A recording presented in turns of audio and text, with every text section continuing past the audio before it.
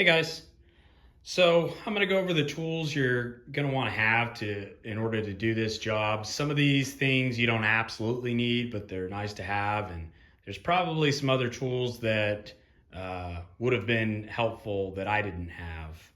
Obviously, you're going to need jack. Some blocks are helpful, especially if your truck has a lift on it, and some jack stands, wheel chocks. You're going to want some sort of chisel. I use this crowbar as a chisel to get the bushings out. You'll see later in the video. It probably would have been more helpful to have a smaller, sharper chisel, but this is what I used. I have a pickle fork. Actually wasn't helpful for me. It would have been more helpful had this pickle fork been a little bit sharper to use sort of as a chisel, as well as if it was a little wider right here to fit around the bushing.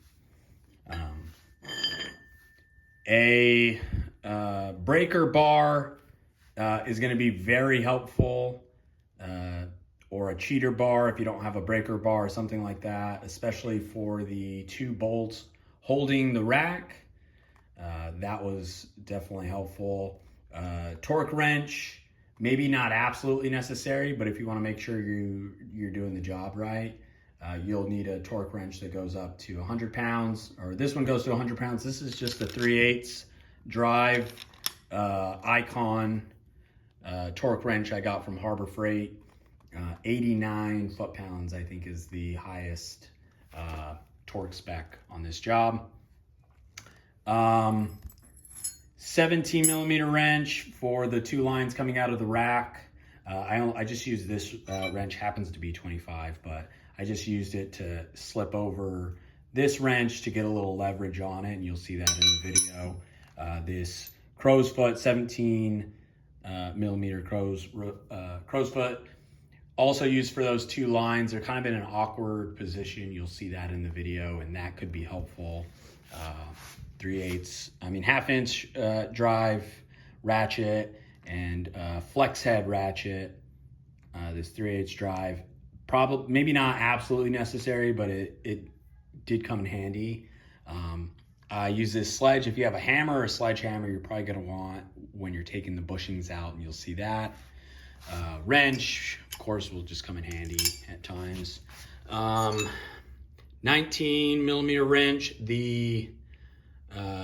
The two bolts going through the rack are 19 millimeters. Just having, you can use pliers, but having a 19 millimeter wrench holding the nut on the top as you take off the bolts is helpful. And 19 millimeter socket, both for the rack bolts as well as the castle nut holding the tie rods. 12 millimeter wrench and socket. Let's see, there are two brackets holding the fluid lines that you have to take off to get the rack off, and those are 12 millimeter. If you can, one of them I couldn't quite fit this socket with I have a smaller ratchet. It just kind of barely fit in there, so this might be a little bit helpful, as well as the bolt securing the steering column shaft to the rack is 12 millimeters. I used this adjustable wrench for the jam nut that's on the tie rod. I believe that's 27 millimeters, but I did not have a 27 millimeter wrench, and so I ended up using this. And then I just had a couple of pipes. This is actually just PVC pipe that kind of fit over my breaker bar, and this pipe that I used for this, these definitely came in handy. There was a couple times that I needed to use those. So here's the parts that I got. I ordered these online from Energy Suspension. I'll make sure to put a link in the description. These are the polyurethane bushings. Here's the part number 8.10107G steering rack bushing set. I'm recording this after having already done the job, so I don't have the bushings to show you here, but you'll see them in the video. Separately from the bushings, I also ordered this grease. It's specifically for these polyurethane bushings. Maybe not these polyurethane bushings, but just polyurethane bushings in general. It's really sticky and tacky, and Energy Suspension recommends it to prevent any squeaking from, over time, the bushings being, rubbing back and forth. And I think lastly, you'll want to get, when you take off the power steering lines, you'll need to probably add a little bit. You'll probably get some air in the lines, and you may lose some, you're definitely going to lose some steering fluid. This Tundra does not use steering fluid. It uses automatic transmission fluid. This is the manual calls for Dex 2 or Dex 3. This is good for Dextron 3. I think even Dextron 3H will work. So when you take the lines off, the fluid's going to come out clear, and you're not going to think that it's transmission fluid, but it is. It just comes like that from the factory. That may be an indication also that it's never been changed before. But this stuff is red when you put it in, and that's totally fine.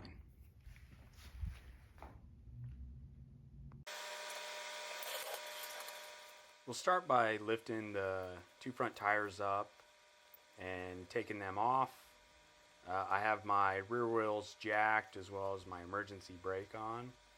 I didn't show it in the video, but I do also have the steering wheel secured using the seatbelt.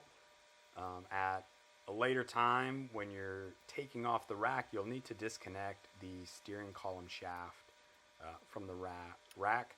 That will allow the steering wheel to turn freely, and that could potentially break your clock spring inside the steering wheel. So you'll want to secure it to make sure it doesn't move and that it's in relatively the same position when you go to put everything back together.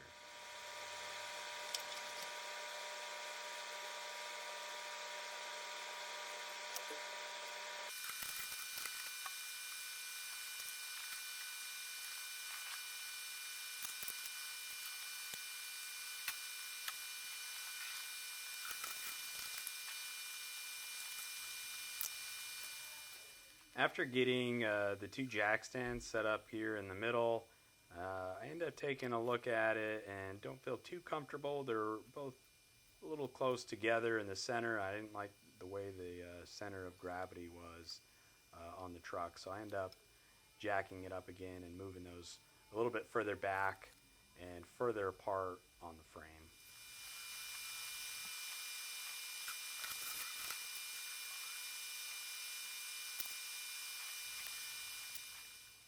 I don't have very tall jack stands, so even with the blocks, my tires still didn't quite come off the ground, so I'm just having to jack up the control arms to get the tires up a little bit in order to get them off.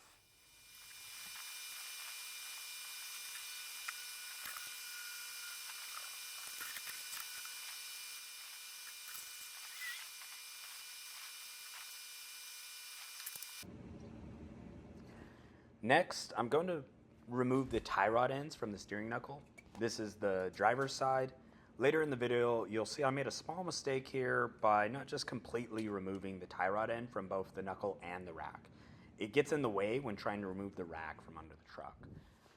You'll only need to remove the driver's side tie rod end. You'll need to do the passenger side, removing the tie rod from the knuckle, but you could leave it on the rack. Don't be intimidated by messing with the tie rod end. It does affect your alignment, of course, but you'll want to get an alignment when you're done with this anyways. And it's really not hard to get it straight enough when you put it back together for it to be drivable. Honestly, I probably wouldn't have even noticed the alignment being off, but I'm still going to get it aligned, of course. I kind of fought with the cotter pin trying to get it out here. I'm not sure why it was so difficult on this side, but yeah, just typically you grab some pliers and pull it out, but finally I was able to get it. The castle nut holding the tie rod is 19 millimeters. After getting the castle nut loose, you'll want to unscrew it just to the top of the bolt, but don't take it off completely.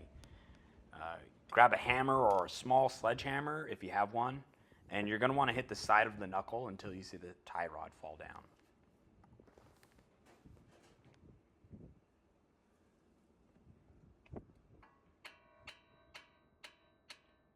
You could probably smack it harder than what I'm doing right there.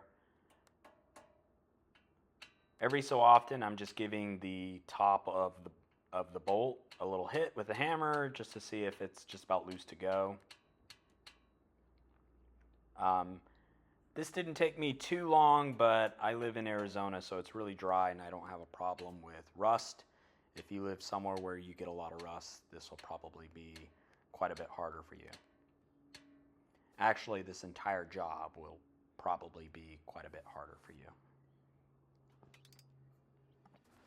The tie rod bolt finally came free. I could have just tapped the tie rod down with the hammer and it probably would have dropped the rest of the way easier. If yours is really stuck, you could jack the rotor up before hammering on the knuckle to put more downward pressure on the tie rod, and that would probably help.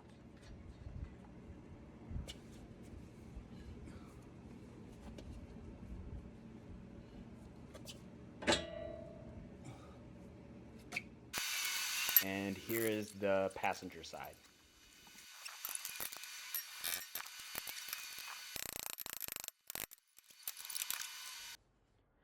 Now I'll remove the brackets holding the power steering lines to the rack. You'll need a 12 millimeter socket for this. There's two lines that are part of the rack and those stay connected. There are two other lines coming out of the pinion housing on the driver's side that we'll remove, and those are what this bracket is holding. You can follow these to where they'll need to be removed, but I'll show that later. This is the bracket closer to the passenger side. This is looking out of the passenger side wheel well, and the arrow up there in the right is pointing towards the front of the truck. There's only one 12 millimeter bolt holding each of the brackets.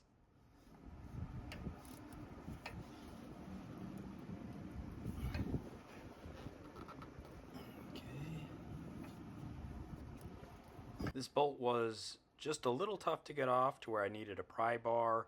If you have a ratchet with a flex head, there's just enough room to fit a pry bar.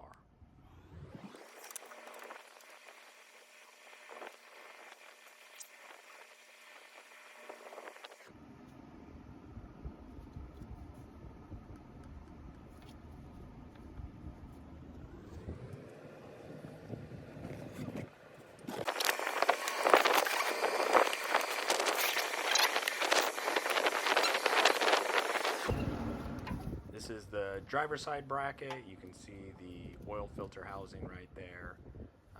Same 12 millimeters, and there's a little bit more space on this side to maneuver.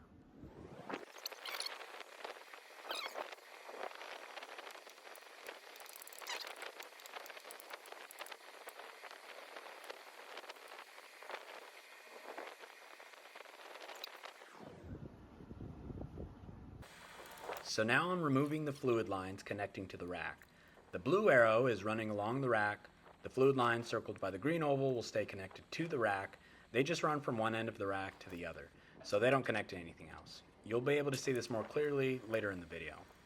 The lines circled by the red oval are what I'm trying to remove now. You can just barely see the second line in the back. Getting this first line out was definitely the hardest part yet. It's just a bit awkward. I'm doing this from the driver's side wheel well.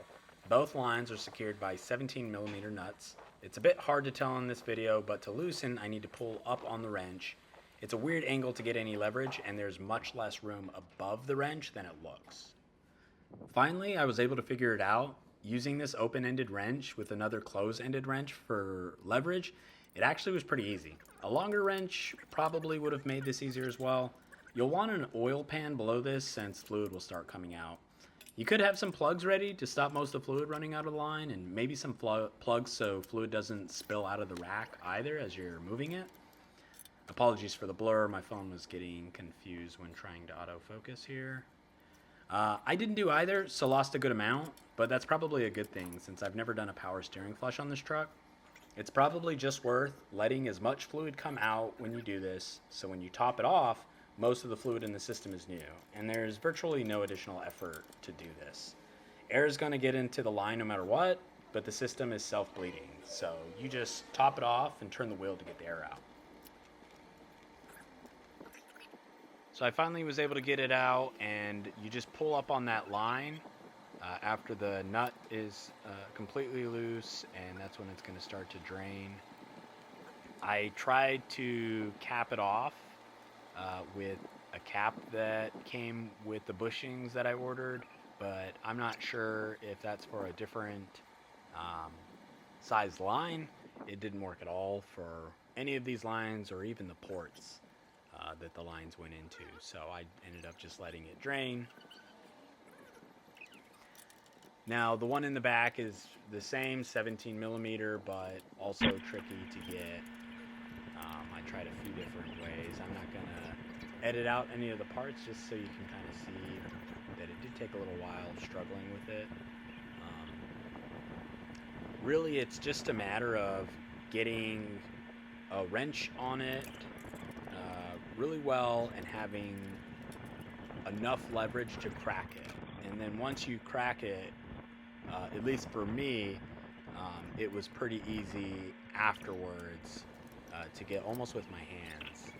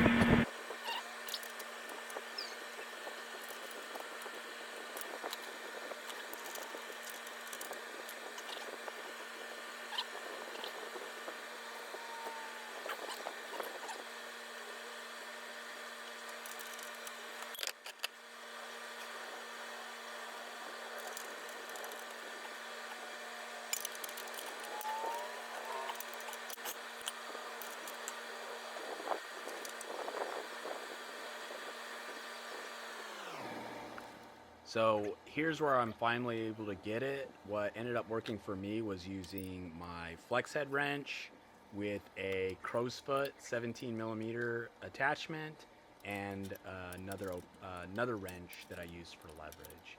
And then once I was able to crack it, I could kind of, it was a little tough to kind of turn it slowly. It was kind of hard to turn a full enough degrees in order to kind of get another bite on it, so it was a little slow even after cracking it. But if you just kind of keep working at it, it'll come out. Careful as you pull these lines out.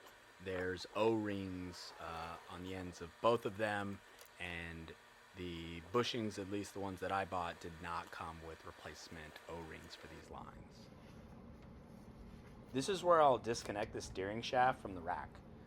Once the steering shaft is disconnected, it will be able to turn freely, so it's important that the steering wheel is secured somehow in the cab. As I said earlier in the video, I did this with a seatbelt, which I think is a common way to do this. A small mistake I made here is not marking a line on both the steering shaft and the pinion shaft to make it easier when putting back together. I say small mistake because it's not very difficult to adjust the pinion shaft with some pliers or moving the wheels with your hand so that the tires are straight, assuming your steering wheel is straight, and then attach them. Actually, if your steering wheel has been a little crooked, like when you're driving straight, it's easy to fix that when you put this back together. This is a 12 millimeter socket as well.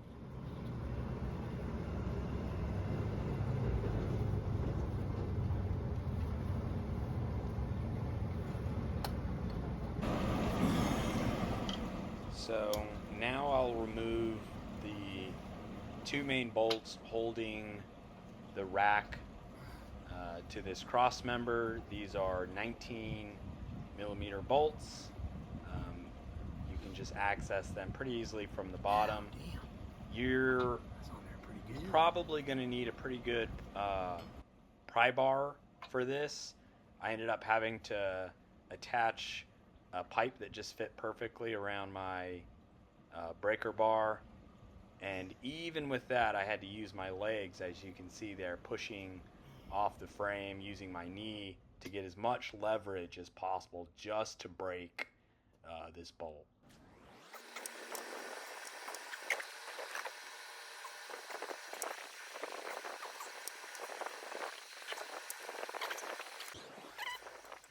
You'll need to use another 19mm wrench to hold the top nut from spinning. Putting it up through the back is probably the easiest way, and if you get it angled just right, it'll just sit up there. Then you can get a smaller ratchet once everything's loose to kind of quickly pull the bolt out. For me, it didn't come out very easy. The other side, pretty much the same thing, very easy. You can kind of see there the wrench holding the top nut, and then I'm able to use a smaller ratchet to pull the bolt the rest of the way out.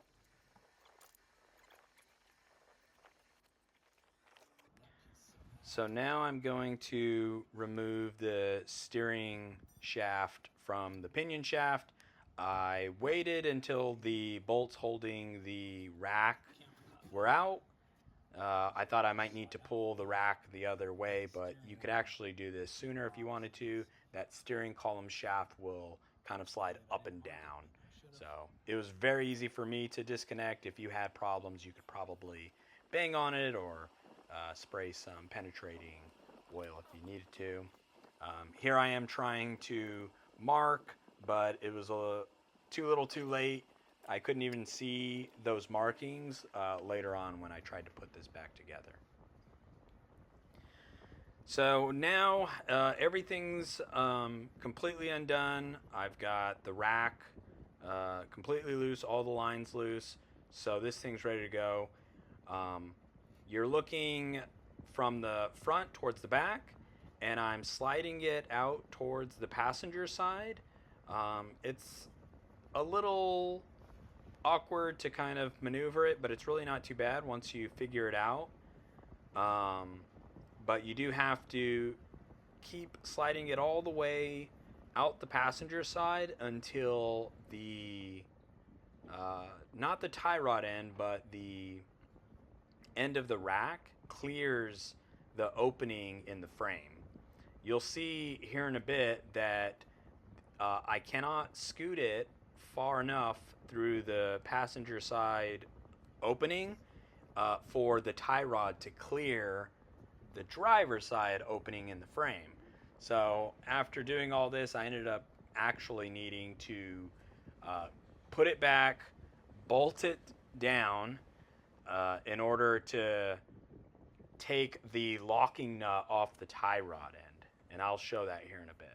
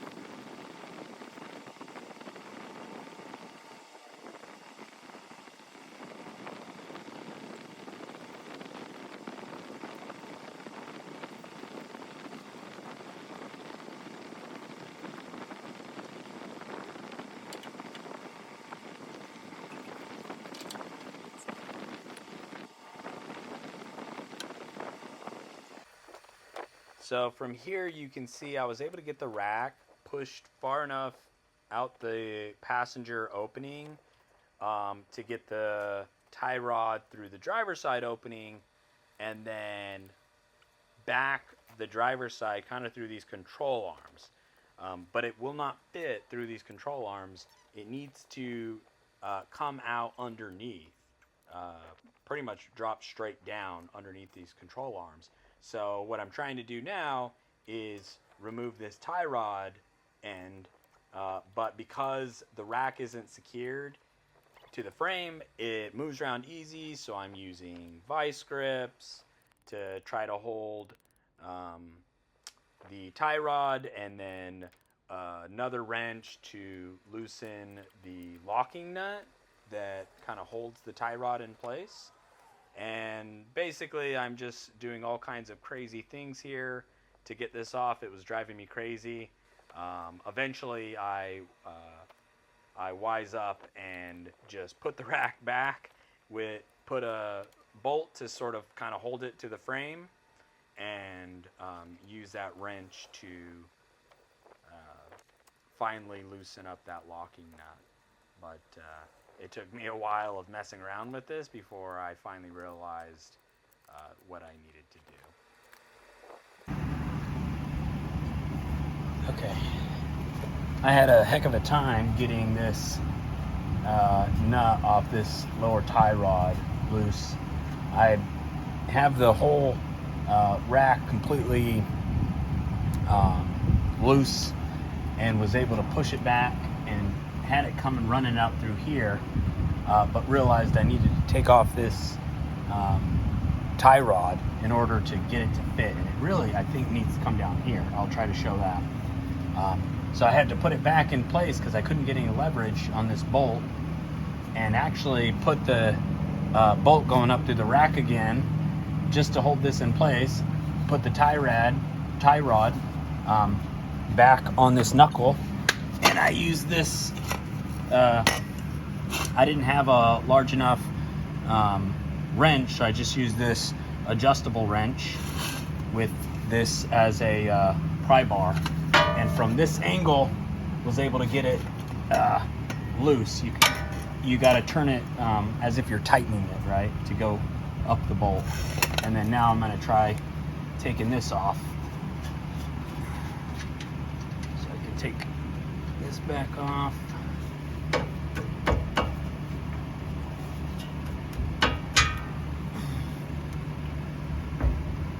Oops, upside down.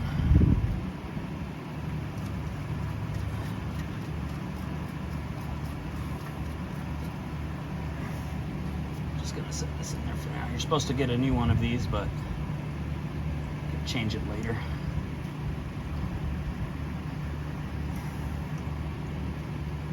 Okay. Okay, so I haven't quite turned it yet, but I'm gonna count how many turns till I get this off. This was pretty much here. You can see the blue mark from how they had it. All right, so I'm gonna do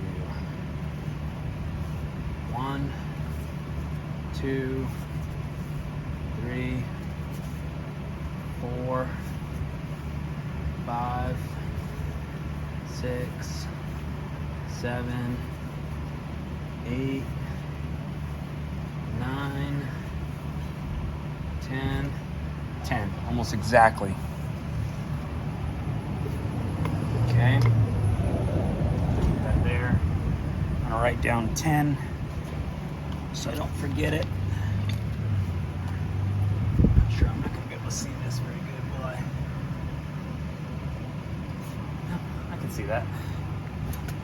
Okay, now I'm going to take my bolt out again, shove it back that way, and see if I can get it to come out through here. I don't need this board here. That was for something else. I sat here for probably 30 minutes messing with this.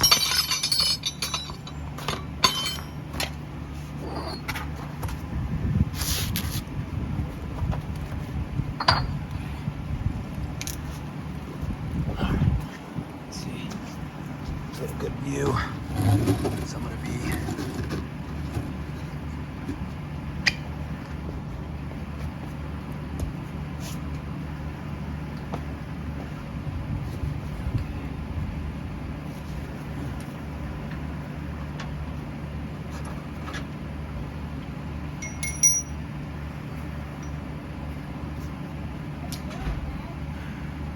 go back inside.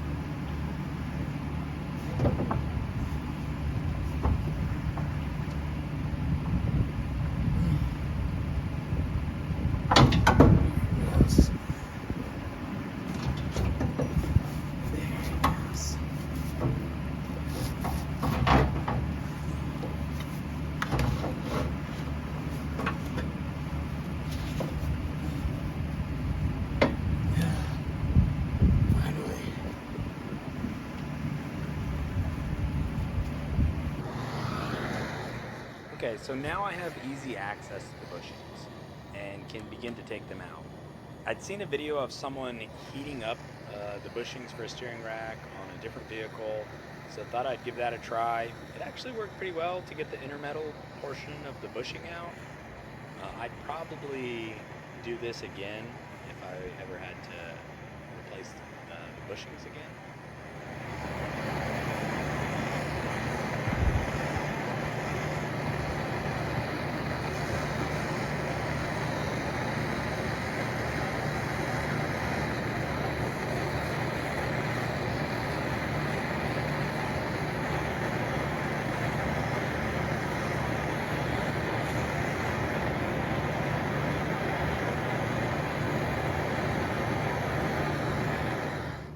So after heating it up, taking some pliers and grabbing the metal portion of the bushing that sticks up from the rack, giving it a twist, you can kind of feel it pop, and that sort of separates the rubber from the outer metal portion of the bushing, and then you can pull it up.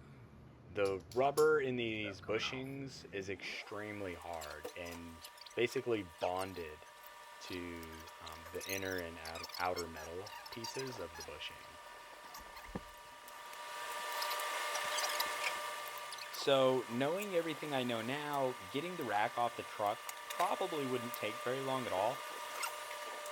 However, I really don't know an easy way to get the outer portion of the bushing out. Honestly, partway through doing this, I was really starting to wonder if they're even supposed to come out at all, and if I was really just ruining my rack. When Toyota put these bushings in this rack, it doesn't seem like they meant for them to come out. These things are all but welded to the rack. Even after having watched videos of people remove bushings from older Tundra models, it took me far too long to realize that there's a small raised ring of metal that needs to be chiseled and pried up. To me, it really looked like it was just part of the rack. I ended up needing to go to Harbor Freight and buy a crowbar with a sharp end to use as a chisel.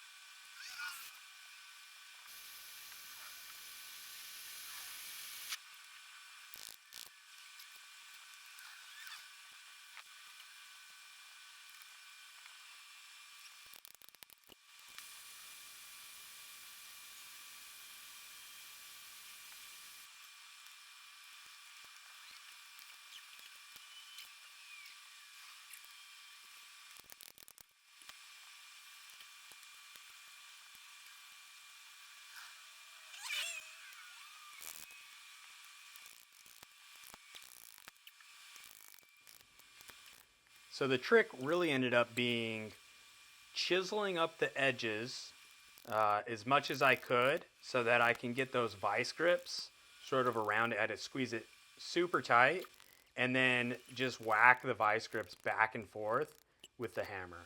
And getting that rotation on there finally got it loose.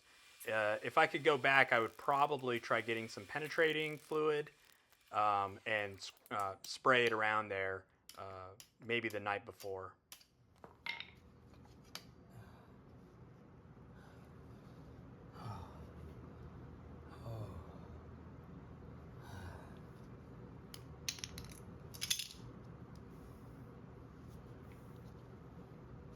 That's how that went.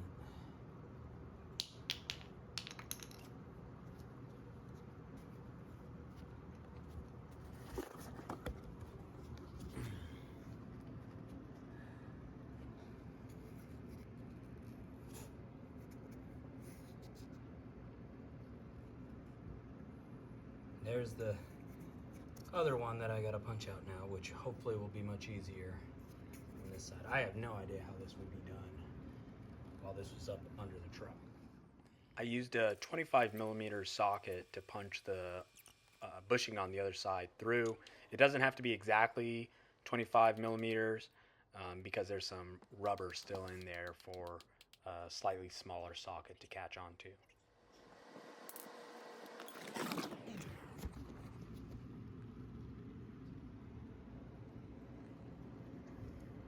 Not a ton of rust, but apparently enough. And doing the other side was pretty much the same thing. It went a little bit faster since I had an idea of kind of how to get it out.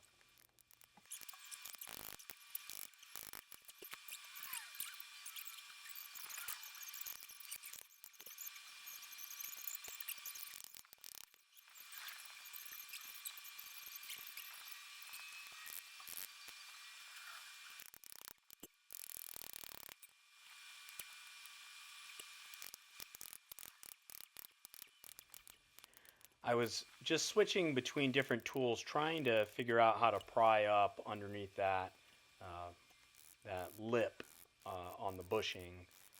If I probably had a sharper chisel, that might have worked a little bit better. The pickle fork that I was using earlier would have been better if it was both sharper and a little bit wider to fit around sort of around the entire diameter of the bushing, but it was a little too narrow to be effective.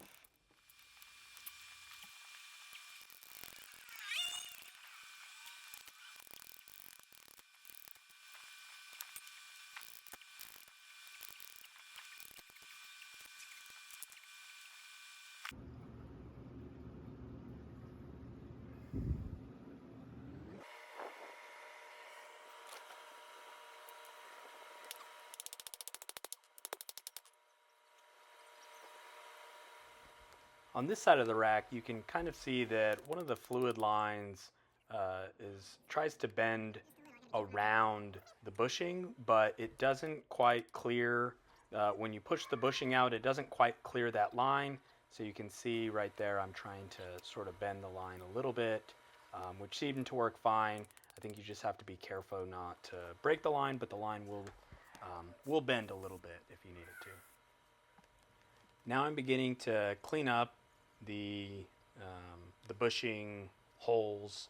I'm using a wire brush attachment, but I realized after doing this I was kicking up some metal shavings, and I never blocked off the ports where those power steering fluid lines go into the rack. So I just shoved some paper towels in there. I probably should have done that when the rack was still up under the truck, just to make sure no debris gets in there.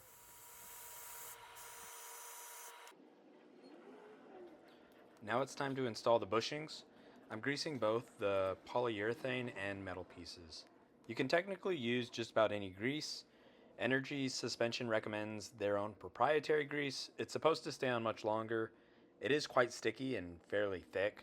This grease did not come with the bushings, and I had to buy them in addition to the bushings. I'll make sure to leave a link to the bushings and grease in the description.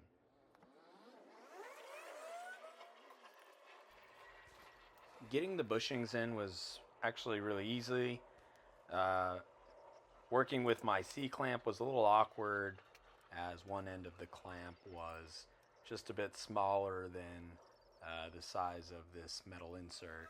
If I had a slightly larger pair of channel locks, I probably could have just squeezed it in with some pliers pretty easily.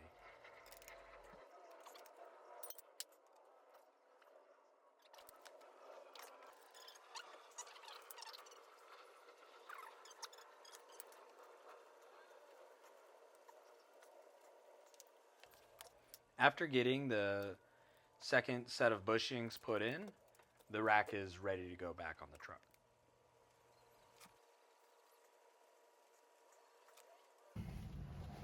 Getting the rack back into position under the truck was actually pretty simple.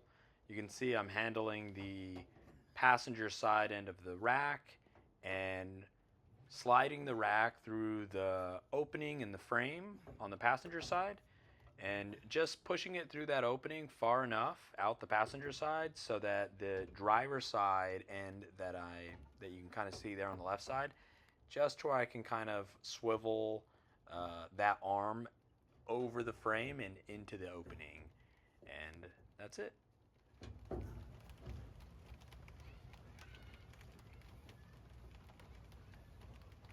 It was easy.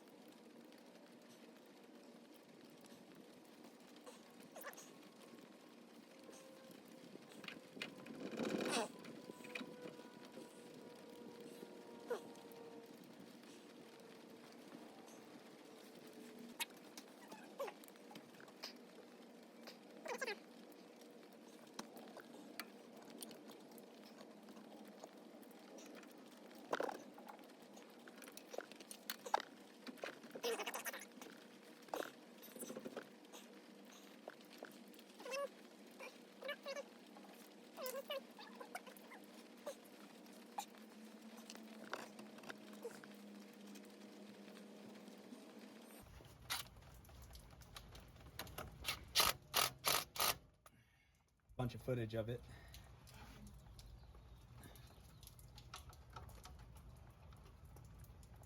Oh wait, one of these needs a new O-ring. Technically.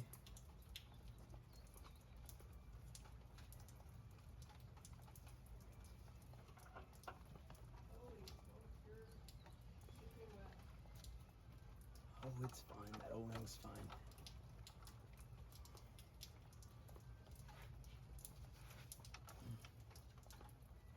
You should get better holders for that thing. Doesn't look very safe.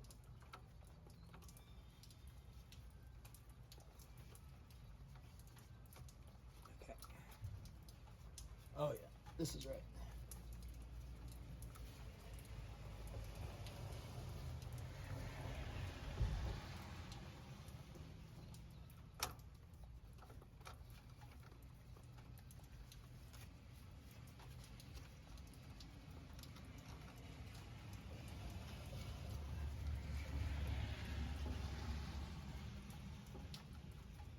Actually, I should probably put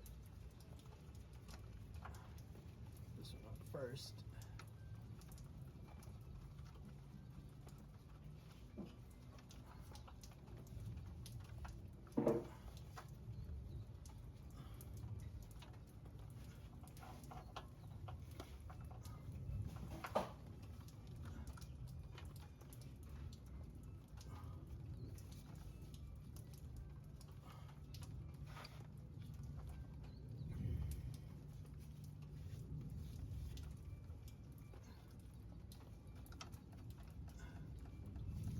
Is this thing going in or what?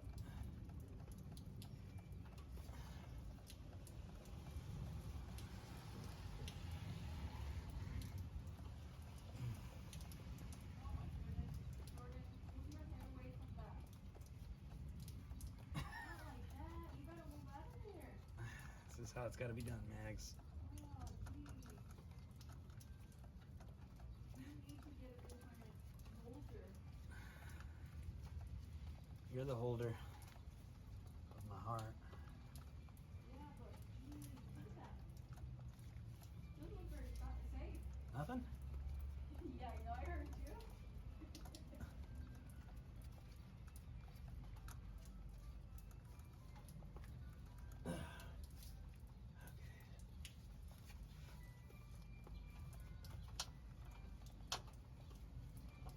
Oh, you know what? That's what I should have looked for at Harbor Freight. Some tool to do this.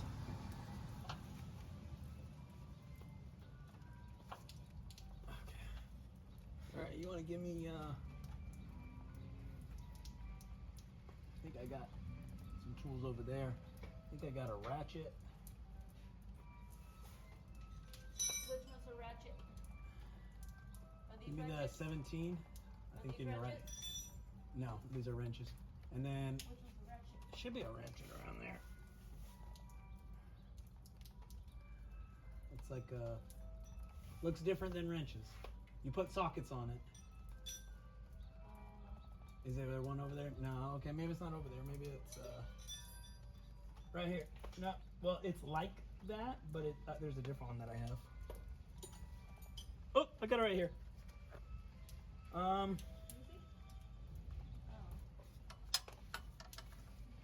No slipping mags. I have to get an alignment.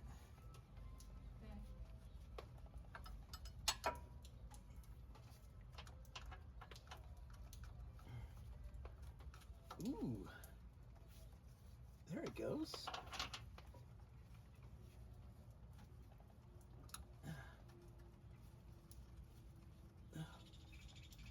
Bruh, that's what I'm talking about.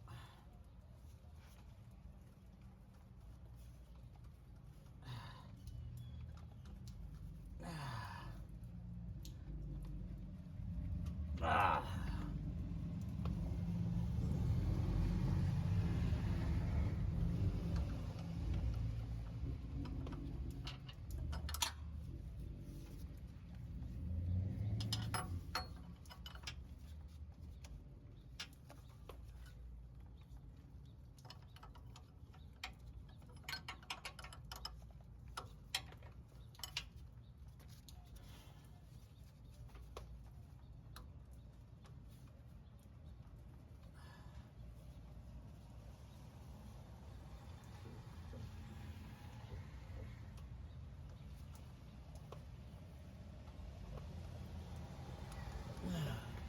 I mean, all of this is being done by hand so far, basically.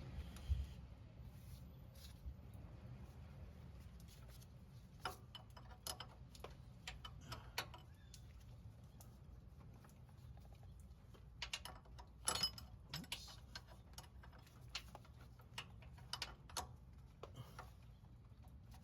Ooh, that turned it.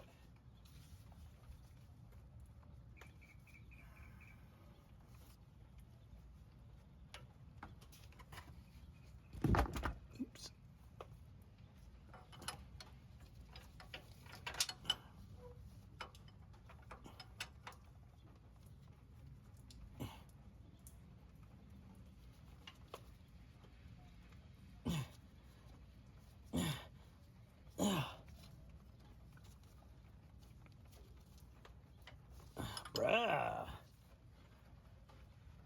Finally, Linda. Let's see if there's any leaks, but.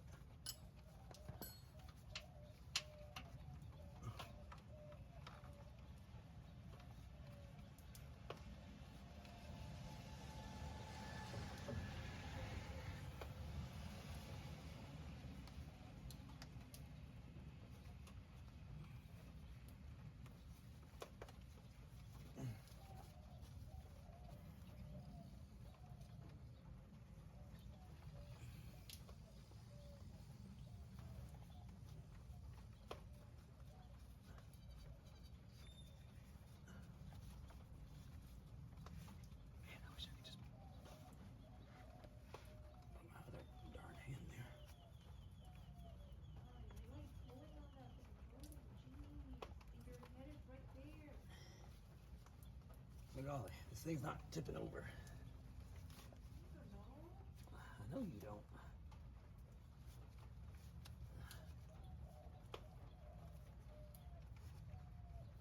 Okay.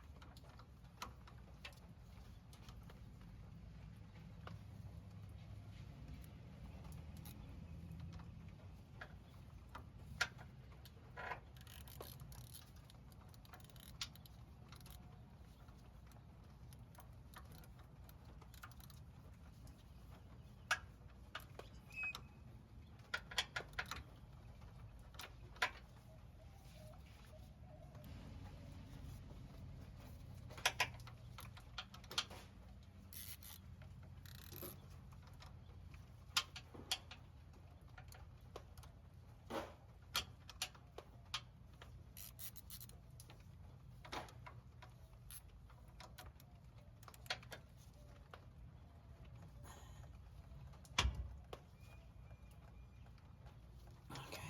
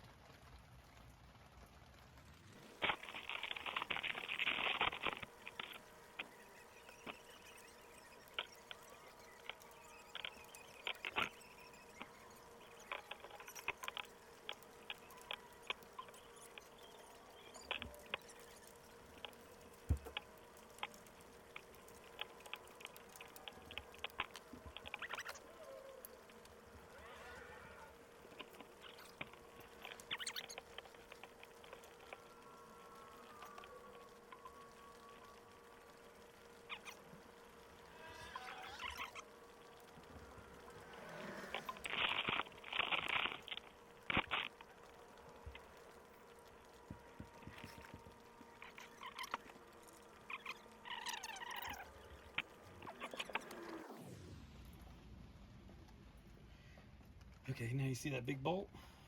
Let me see. Yeah. I gotta tighten that one. That's these two. Look, you can see it moving maybe if I can get it to move.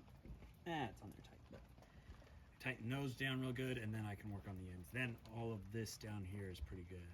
Then I don't need to really be underneath the car anymore.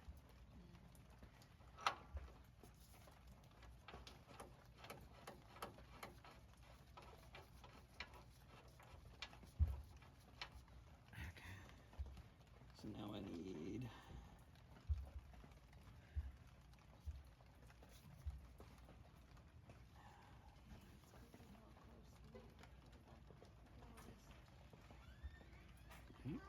Slowly but surely.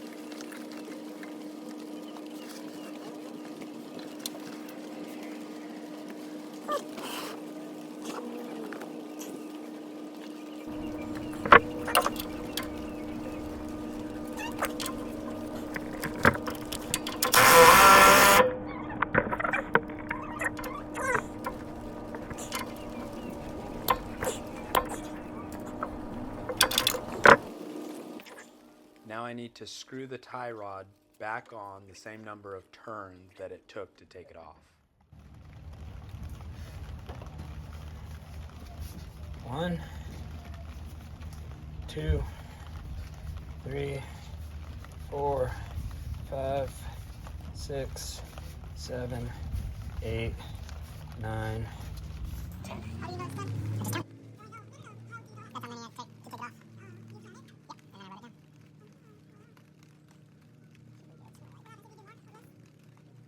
Huh? What happens if you do more or less? I still have to get it aligned, but... The jam nut is supposed to be torqued to 60 foot-pounds. My torque wrench only takes sockets, and I don't have anything to use like a wrench to torque it here, so I just used my adjustable wrench and tightened it as good as I thought. The castle nut that I'm putting on there needs to be torqued to 67 foot-pounds. Once you get it around 67 foot-pounds, the gaps in the castle nut might not quite line up with the hole for the cotter pin, so you'll need to just tighten it more until it lines up. You're not supposed to loosen the nut in order to line up the those gaps with the cotter pin hole. After finishing up this tie rod side, I didn't realize that my phone wasn't recording when I finished up the rest. But basically, you'll do the same for the passenger side, and then you'll put the wheels back on. You'll want to top off your steering fluid reservoir. The steering fluid reservoir might have a dark sort of stain around it that almost makes it look like it's filled up. But make sure when you take the lid off to look down in there to see the actual level. As you add, once you've added some transmission fluid into the power steering reservoir, you can turn your steering wheel side to side, and that'll kind of help get rid of some of those air bubbles. And that's it. I hope this was helpful, and yeah, good luck if you take on this job.